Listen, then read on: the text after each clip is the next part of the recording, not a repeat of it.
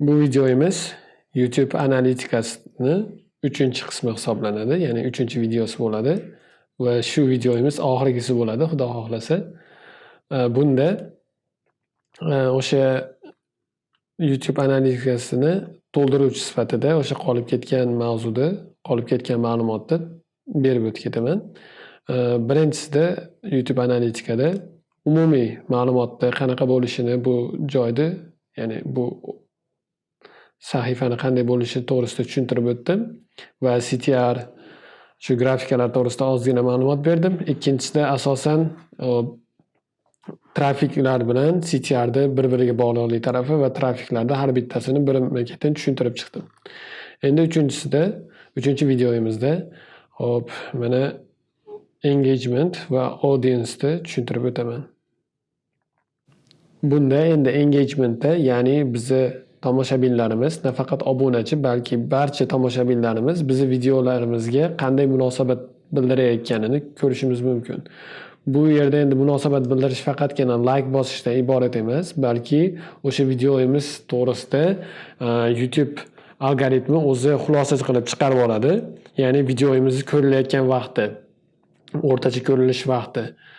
Bu yerda berilyaptiki 2200 soat ko'rilgan. 2200 soat ko'rilgan. Общий umumiy kanalda oxirgi 28 kun mobaynida. Va bunda kanalni o'rtacha videoda ko'rilish daqiqasi muddati 4 daqiqayu 39 soniya. 4 daqiqayu 39 soniyani bildiradi. Shuni ko'rsatib turibdi ko'rsatkichimiz. Va bu 4% ga o'sgan deyapti va bu unchalik yaxshi natija emasligi uchun deyarli zangori yonmayapti ham. Zangori belgi chiqmayapti, zangori ko'rinishda bo'lmayapti. Lekin biz o'sha 28 kun mobaynida 4% ga oshibmiz va 4 daqiqa 39 soniyani tashkil etibmiz. Bu orqali YouTube bilishi mumkinki, hop tomoshabinlar videoni ko'rish muddati oshdi.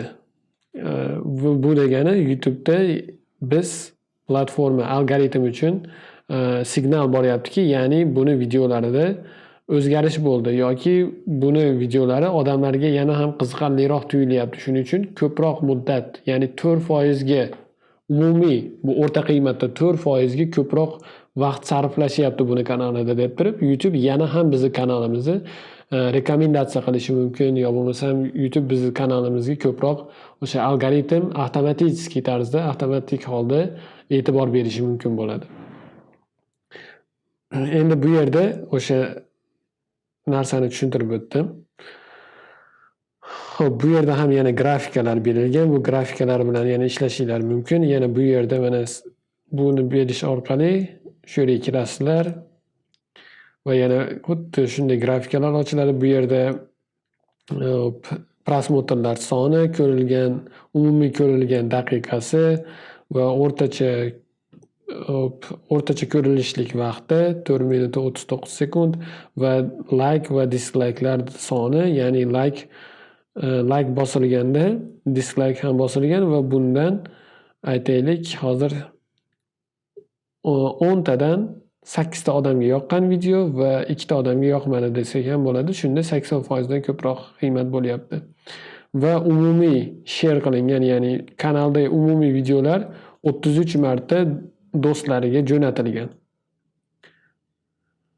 Do'stlarga yoki o'sha tanish bilishlarga podelitsiya qilingan desak ham bo'ladi, ulashilgan. Va shu narsalarni bu umumiy kanal to'g'risida ma'lumot berdim va har bitta video to'g'risidagi ma'lumotni shu yerdan ko'rib, o'zingizlarga kerakli informatsiyani, ma'lumotni olib, o'zingizlar xulosa chiqarishinglar va analiz qilishinglar mumkin bo'ladi. Va aytib o'tganimdek har bitta narsani bitta-bittalab tushuntirmayman, chunki bu videomiz misol tariqasida berilayotgan kanal orqali bo'lyapti. Bir xil bo'lmasligi mumkin, ozgina farq qilinishi mumkin chiziqlarda yoki raqamlarda, ba'zilarda yo'q bo'lishi mumkin sizlarda raqam. Bunda siz xavotir olmang, sekin-sekinlik bilan o'sha sizda ham misol uchun kichik kanal bo'ladigan bo'lsa, qaysidir raqamlar ko'rsatmasligi mumkin. Chunki yetarli ma'lumot, yetarli data YouTube platformasida yo'q. Shuning uchun chiqarib bera olmaydi. Shuning uchun sizda qaysidir prosentlarni ko'rsatmasligi mumkin, qaysidir ma'lumotni ko'rsatmasligi mumkin. Bu degani platforma buzilib qoldi degani emas. Sizni kanalingiz kichkina bo'ladigan bo'lsa, yetarli ma'lumot yo'q YouTube'da. O'sha narsani ko'rsatib berish uchun. Shu narsani ham inobatga olishinglarni so'rayman. Endi bu yerdan chiqib ketdik. Mana bu yerda top videolar. Top videolarda, ya'ni eng ko'p ko'rilgan videolar vaqti davomida, ya'ni qancha ko'rilganligi. Prosmotr emas, ya'ni ko'rilgan soati. Bu yerda 1900 soat ko'rilgan video birinchi, ikkinchi, uchinchi, to'rtinchi, beshinchi top 5 talik ko'rsatilyapti. Bu yerda barchasida mana bu yerda top videolar, bu yerda top videos by end screen.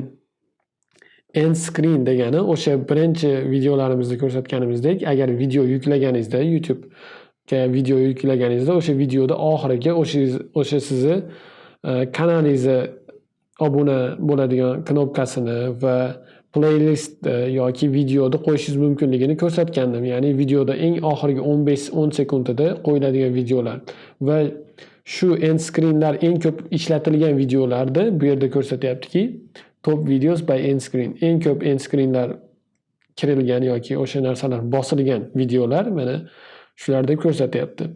Bunda shu videoyimizdagi 24 marotaba o'sha end screenga bosilgan, kirilgan. Hop, keyingisida 23 marta, 20 marta, 11 marta, 11 marta va yana buni shu yerdan kirib o'zingiz ko'rishingiz mumkin bo'ladi. Xulosa chiqarib, o'zingizga kerakli ma'lumot olib analiz qilishingiz uchun. Top playlist. Endi qaysi playlist sizda ko'proq ko'rildi? Hop, bu yerda watch time bo'yicha deb yana ko'rsatyapti. Watch time bo'yicha qaysinisi ko'proq ko'rildi? Prosmotr emas. Hop, bu yerda lower number for kids eng muddati bo'yicha uzoq ko'rilgani. Watch time o'zi 2200 ta ko'rilgan bo'ladigan bo'lsa, 50% dan ko'pi 1200 ta desak, 1200 soat ko'rilgani shu bitta playlistda o'zidan bo'lgan. Ya'ni bu yerda birinchida turgan shu Learn Number for Kids degan playlistimizni bu nomi hisoblanadi. Shu nomdagi playlistimiz o'sha kanalda ko'rilgan videolarni deyarli yarmini o'zi qoplagan. Ya'ni deyarli 1200 soat ko'rilgan, daqiqa emas, 1200 soat va oxirgi 28 kunda. Va buni mana birinchida turgani, ikkinchida turgani 3, 4, 5 qilib ketilaveradi.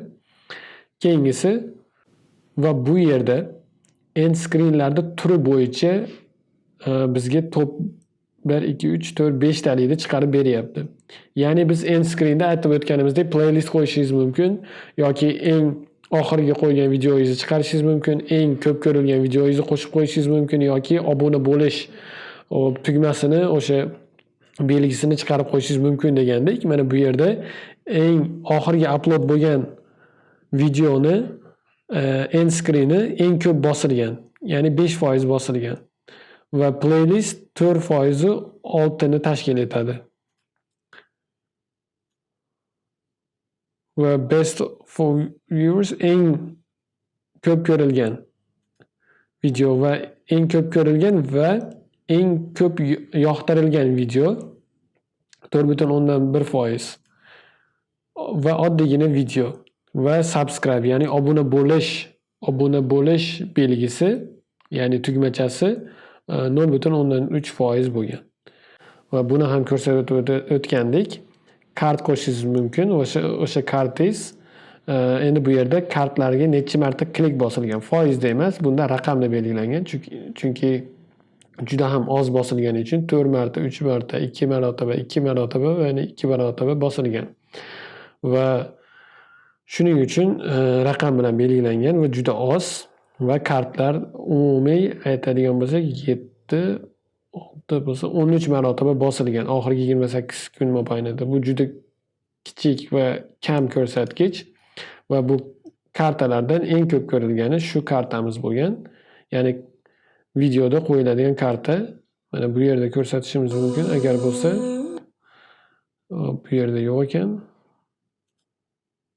Mana end screen deganda shu narsani tushuntirib o'tishim kerak. End screen shu narsa edi.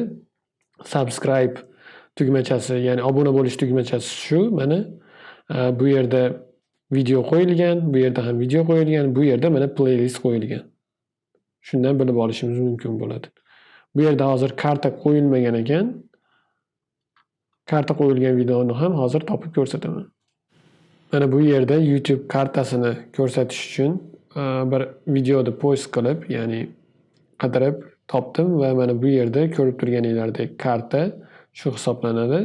Ya'ni undoq belgisiga ham o'xshab ketadi va shuni ezadigan bo'lsanglar, o'sha qo'shgan kartalari chiqishi mana chiqadi. Shu YouTube karta hisoblanadi. Shu kartalar bo'yicha bizda ko'rilgan videolarimiz soni, shu kartalar bo'yicha bizda o'sha ko'rsatib o'tganimdek kartalar bo'yicha bizda ko'rilganlar soni shu 4, 3, 2, 2, 2 ga tegishli. Va endi audience'ga kiramiz. Ya'ni endi bunda auditoriyamizni ko'rishimiz mumkin bo'ladi. Unique viewers degani bunda, ya'ni 7500 ta odam bizni kanalimizga qaytadan kirgan. Ya'ni bir marotaba emas, qaytadan kirib bizni kanalimizdagi videolarimizni tomosha qilgan. Bunda boshidagi umumiy raqamimiz bizda 28800 ta bo'ladigan bo'lsa, shundan 7500 tasi bizni videomizni ko'rish uchun qaytadan kanalimizga kirgan. Shu narsani bildiradi bu 7500 ta. Va bunda taxminiy o'rtacha qiymati chiqaryaptiki, bunda 307 ta prosmotr yozgan bitta odam deyapti. Bu taxminiy hisob-kitob. Va bu yerda yana subscriber, ya'ni obunachilarimiz soni ko'rsatyapti 37 ta va 5% ga tushganimizni ko'rsatyapti. Va yana bu yerda yana grafika. Bu grafikani o'zingizlar har bittasini ko'rib chiqishingiz mumkin. Endi bu yerda mana watch time from subscribers, ya'ni obunachilarimiz tomonidan ko'rilgan vaqt. Ya'ni bizga obuna bo'lmaganlardan 94,9% obuna bo'lmaganlardan kelgan. Bizga yozilgan prosmotrlar soni. Va 207 deyapti unknown, ya'ni bilmaydi YouTube. Aniqlanmagan. Endi 204% gina bizga obuna bo'lgan insonlardan kelgan. 204% gina o'sha bizga ko'rilgan vaqtda, ya'ni 2200 soat vaqtni 2,4% gina bizga obuna bo'lganlardan kelgan. Endi bu yerda subscribe bell notification, ya'ni obuna bo'lish tugmasini bosib qo'yish. Hatto shuni ham YouTube algoritmi hisoblaydi va analitikada buni ko'rishingiz mumkin. Mana aytayapti, hamma bo'ladigan notification, hamma bo'ladigan aytaylik yangilik desa ham bo'ladi. Hamma bo'ladigan yangilikni yoqib qo'ygan lar soni 11,9. Ya'ni biz obunachilarimizni bu. Obunachilarimizni o'sha protsenti 11,9. Bu 153 ta obunachimizga to'g'ri kelar ekan. Odatda deyapti YouTube'da 10 bilan 30% orasida. Ya'ni biz deyarli eng past ko'rsatkichdamiz. Va undan tashqari deyapti, obunachilarimiz all notificationni ham yoqib qo'ygan bizni kanalga va har bitta o'sha kanalimizda chiqadigan videolar uchun va umumiy YouTube notification yoqib qo'yganlar soni 6,2, ya'ni 80 tasi kiradi bunda. Ya'ni shu 153 tadan 80 tasi ham bizni kanalda notificationini yoqqan, ya'ni xabar beradiganini yoqqan va umumiy YouTube'da notificationni yoqqan, xabar beradiganini yoqqan. Ya'ni asosan 153 dan 80 dan ayiradigan bo'lsa, 73 tasi bizni kanalga qiziqish bildirgan. Shu narsani bilib olishimiz mumkin. Ya'ni bu yerda oddiygina sodda matematikadan foydalanyapmiz. 153 dan 80 dan ayirgan holda 73 ta chiqaryapmiz. 73 ta obunachimiz, bu yerda obunachimiz haqida gap ketyapti. Obunachimiz bizni kanalimizga qiziqish bildirdi. Xo'p, shu statistika ma'lumotlar, raqamlar ustida bosh qotirib, o'shalar to'g'risida o'ylanib, o'shalar to'g'risida kerak bo'lsa daftar tutibmi yoki kerakli doskaga yozib, hamma narsani yozib, o'zingiz kanalingiz uchun bitta strategiya, taktika o'ylashingiz kerak bo'ladi. Bu taktika strategiyani men o'ylab bera olmayman, chunki hammada har xil raqam chiqadi, har xil ko'rsatkich chiqadi. Kimdadir misol obunachi kam bo'lishi mumkin, kimdadir ko'p ko'rilgan bo'lishi mumkin, kimdadir traffic source aytaylik YouTube searchdan emas, balki misol uchun aytganimdek Telegram, Facebookdan ko'p kelgan bo'lishi mumkin. Hammani parametri har xil bo'lgani uchun bu yerda aytadigan bo'lsak, kombinatsiya juda katta qiymati. Shuning uchun har bitta kombinatsiyaga men tushuncha berishim umuman qiyin bo'lgani uchun sizlarga umumiy tushuntirib aytyapmanki, sizlar o'zingizlarga beriladigan data informatsiyani yig'inglar bir joyga, daftargami, kompyutergami, Excel formatda yoki o'sha doskaga yozasizlarmi yig'ib turib, o'shani bir joyga jamlash harakatini qilinglar.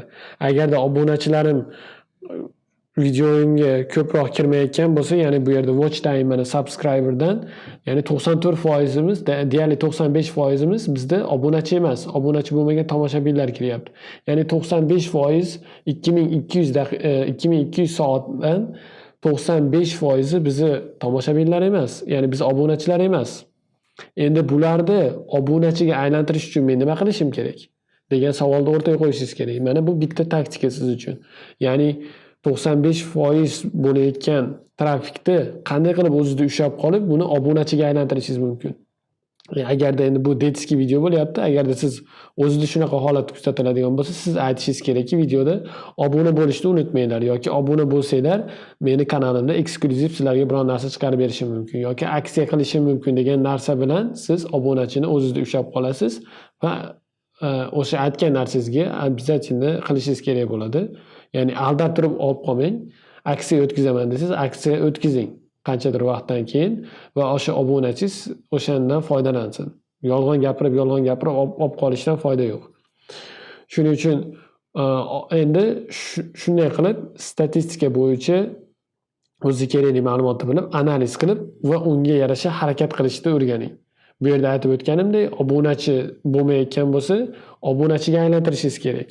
Agarda bu yerda mana pastda ko'rib turibmiz, gender, ya'ni jinsi oxirgi 28 kunda ko'proq ayollar ko'rgan 55% va 44% erkaklar ko'rgan. Agarda siz kanalingiz erkaklar mavzusida bo'ladigan bo'lsa, lekin ayollar ko'p ko'rayotgan bo'lsa, o'ylang, nimaga ayollar ko'p ko'ryapti meni kanalimni? Ayollar ko'p ko'rayotganining sababini toping. Yana bitta sababini topish bu yoshi. Mana 13 yoshdan 17 yoshgacha, 25 dan 34 yoshgacha. Endi 25 yoshdan 34 yoshgacha va 35 dan 44 yoshgacha bo'lganlar eng katta son ekan.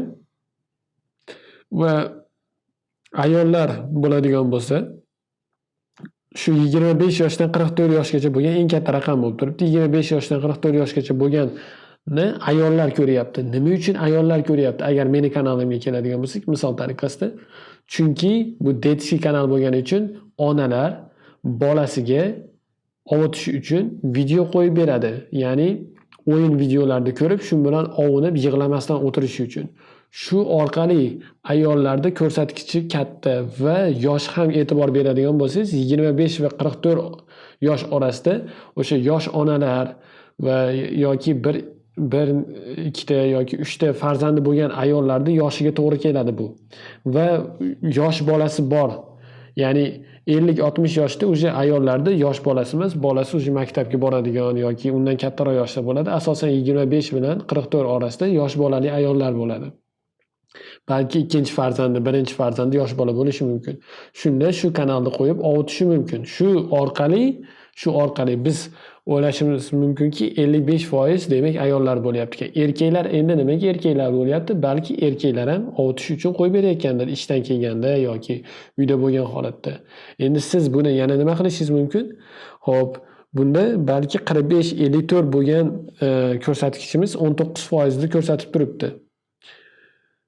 45 va 54 bo'lgan yozuvimiz, yoshimiz ko'rsatib turibdiki 19. Buni yana ham balandroqqa oshirishimiz mumkin biz. Ya'ni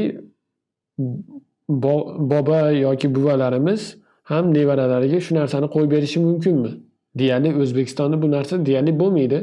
Chunki bobo buvilar bolani telefonga o'rgatish emas, ularga mehr berishni ko'proq ustun qo'yadi. Shuning uchun bu ko'rsatkich pasayyapti-da va yoshi kattaygan sari pasayib boryapti va bu ko'rsatyaptiki, yoshi kattalarda deyarli farzand emas, o'sha nevara-chevara bo'ladi. Va ular bolani texnikaga emas, balki o'zlari bilan suhbat qilishga, odamlar bilan muloqot qilishga o'rgatgani uchun bu ko'rsatkich past. Demak, shu narsalarni o'zingiz analiz qilib, statistika bo'yicha tushunishingiz kerak bo'ladi va shu orqali o'zingizga kerakli bo'lgan narsani chiqarib olishingiz kerak bo'ladi. Endi bu Detskiy kanal bo'lgani uchun shu statistika bo'yicha tushuntirib berdim. Endi bu yerda davlatni hozir tushuntiraman. Birinchi soddaroq bo'lgani uchun subtitrni tushuntiraman. Subtitr yo'q bo'lgan videolarimiz 95% ko'rilgan va ingliz tilidagi subtitrli videolarimiz 4,8% ko'rilgan. Deyarli Detskiy videoda ovozda gapirilmagani uchun subtitr deyarli qo'yilmagan. Shuning uchun ingliz tilidagi subtitr videolarimiz ham soni kam. Deyarli videolarimizda subtitr yo'q. Shuning uchun kam. Nemis tili deb chiqib qolibdi bu yerda biz kanalda nemis tilida umuman subtitr qo'ymaganmiz. Ba'zida YouTube algoritm agar o'zi videoda ko'rilgan narsa kadrdagi narsaga asoslanib ham ba'zida o'zi subtitr qo'shib qo'yishi mumkin yoki ovozni balki nemis tiliga o'xshab ketgan bo'lsa ham shunga o'zi avtomatik qo'shib qo'yishi mumkin YouTube algoritmi. Bunda juda oson uni o'chirib olish. O'sha videoyingizga kirasiz, video menejer orqali kirib turib, subtitr bo'limiga o'tasiz. Subtitr bo'limida o'zi chiqib turgan bo'ladi. O'sha yerda kirib turib, X belgisi yoki udalitni bosib turib, o'sha subtitrni o'chirib olishingiz mumkin bo'ladi. Endi countriesga keladigan bo'lsak, endi siz obunachilaringiz qayerdan ko'ryapti? Bizda mana Amerika va Angliya, Birlashgan Qirollik birinchi o'rinlarda turibdi. Birinchisi eng katta protsenti 34%, ya'ni bizni ko'rayotgan muxlislarimizni 3dan 1, har 3tadan bittasi amerikalik. Har 3tadan bitta ko'rayotgan tomoshabin amerikalik bo'lgani uchun 34%, ya'ni 33dan ko'p bo'lib turibdi. Mana buni kirib ko'ramiz. Kirib ko'radigan bo'lsak, Amerika bizda birinchi o'rinda turibdi. Keyingisi mana Birlashgan Qirollik, ya'ni Angliya desak ham bo'ladi. Keyin Braziliyadan, keyin Kanada, Italiya, Filippin, Vyetnam, Hindiston, Meksika, Arab Amirliklari, Avstraliya, Rossiya, Janubiy Koreya, Fransiya, Indoneziya, Shveysariya, Ispaniya va shunga o'xshab ketaveradi. Svedenda hozir o'zbek tilidagisi hayolimga kelmayapti. Yaponiya va shular to'g'risidagi ma'lumotlarda, datalarda hammasini ko'rishinglar mumkin va shu orqali o'zingizlarga analiz qilishinglar mumkin. Ya'ni sizni ko'rayotgan tomoshabinlaringiz qaysi davlatda ko'proq ko'rayotgan bo'lsa, o'shalarga ham taalluqli bo'lgan qaysidir videoda chiqaring. Aytaylik, o'zbek tilida video qiladigan bo'lsangiz kanalingizda o'zbeklar uchun sizni ko'rayotganlarning ko'p qismi aytaylik Janubiy Koreyadan yoki Amerikadan. Siz Amerika to'g'risida yoki Janubiy Koreya to'g'risida video qiladigan bo'lsangiz, bu o'sha sizni obunachilaringizga yoki tomoshabinlaringizga juda yoqadi va o'zini do'stlari bilan ulashadi, podelitsa qiladi va bu yana ham sizni kanalingiz o'sishiga, optimizatsiya bo'lishiga juda katta yordam beradi. Shuna qilib o'zingizlar tayyor turgan informatsiyadan foydalanishni o'rganinglar, statistikani o'qib turib, o'shandan xulosa chiqarishni, analiz qilishni bilinglar. Shunda kanalingizlarni yurgizish, uni o'stirish juda oson bo'ladi. Bunda deyarli qiyin joyi yo'q, faqatgina chalg'imaslik kerak prosentlarda, raqamlarda va kalkulyatorda o'zingiz tushunishingiz uchun oson qilib shu narsalarni hisoblab olsangiz va uni tayyor hisoblangan variantini daftariga yozibmi, bironta bir narsaga yozgan holatda shu narsa orqali aytaylik qanchadir vaqt sarflab o'tirib o'shani ustida fikr qilsangiz, analiz qilsangiz, o'zingizga bitta yangi taktika, yangi bir usul o'ylab topasizda, shu orqali rivojlantirasiz. Ya'ni bu YouTube platformasi bu texnika desak ham bo'ladi. Texnika, ya'ni texnikadan foydalanishni bilsangiz, o'zingizni yo'lingizga, o'zingizni ishingiz uchun kerakli narsa sifatida foydalana olsangiz, bu sizga faqatgina yordam beradi. Bu siz uchun keraksiz narsa yoki bir ziyon bo'ladigan narsa emas, balki faqatgina yordam beradi va eng yaxshi tarafi, eng xursand qiladigan tarafi bu narsalar tekin. YouTube studiyasi, YouTube analitikani o'rganishingiz, analitikani o'rganish orqali nafaqat siz YouTube kanalingizni rivojlantirish, balki data baza bilan ishlashni ham o'rganasiz. O'sha siz datalarni analiz qilish, sortirovka qilish, o'shalarda prosentini chiqarish, shu narsalarni va undan tashqari o'sha statistikani bir joyga olib kelib turib, o'sha kerakli maqsad sari bitta joyga qo'yishni o'rganasiz. Bu nafaqat sizni YouTube kanalingizni rivojlantirish, balki keyinchalik biznes yoki boshqa bir narsalarda, balki marketing sohasida ham bu narsalar juda kerak bo'ladi. Shuning uchun bu narsalarda o'zingizlar ustida ishlab, videoda qayta ko'rib, tushunmagan joylaringizda o'zingizlar sinab ko'ringlar. Kanalda hech narsa yo'q bo'lsa ham sekin rivojlantirib borib, o'sha narsani o'zingizlar sinanglar. Praktika doim o'sha narsani mustahkamlaydi va balki deyarli aytib o'tmagan narsalarim kelajakda chiqishi mumkindir YouTube platformasida yangilik bo'lib. O'sha narsalarni ham o'zingiz ko'rib, o'zingiz kirib, o'zingiz praktika qilib, o'zingiz sinab ko'rishingiz orqali ancha rivojlanasiz va tushunishingiz yana ham ortib boradi. Bu YouTube analitikasi to'g'risida bo'lgan videolarimiz oxirgisi. Mana 1, 2, 3-seriyasi chiqdi va takrorlab o'taman, videoda ozgina tushunmovchiliklar ham bo'lgan bo'lishi mumkin, chunki terminlarda ozgina adashib ketgan bo'lishi mumkin.